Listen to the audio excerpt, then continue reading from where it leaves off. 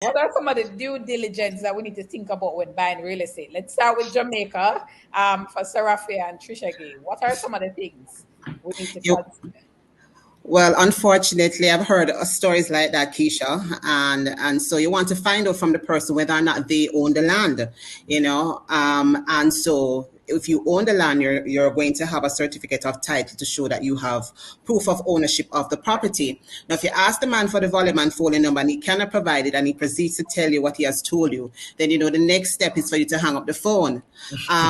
But one of the other things is that it is good to also understand that you can reach out to experts in the field or persons who, like you yourself, you reached out to the expert to say, something is off here. What are some of the questions that I should ask?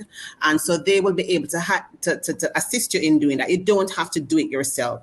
You're not always going to be able to find all the answers. So ask and reach out to the experts to help you. All right. And then on the international side, Shanika, what are some of the things we need to consider? Let's say, I see a property listed in, Toronto, Canada for sale. And I say, yeah, man, I love that. I want to be an international real estate investor. What should I be thinking about? So some of the same things that Serafia just mentioned, making sure that you're checking the title to the property. So I'd suggest, get a realtor to look into the title for you, get a lawyer to do title search.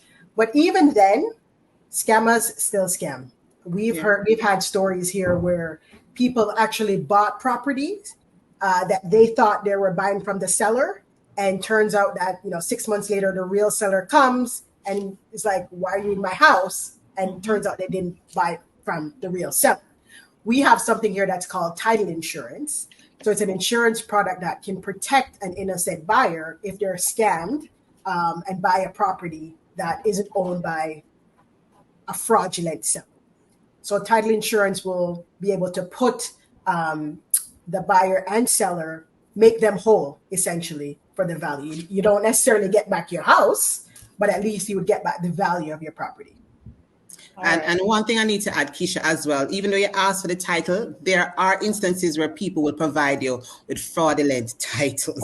No, Sarafia, no. So how does Yes. one protect themselves? Because what are the features of this fraudulent title? How we know?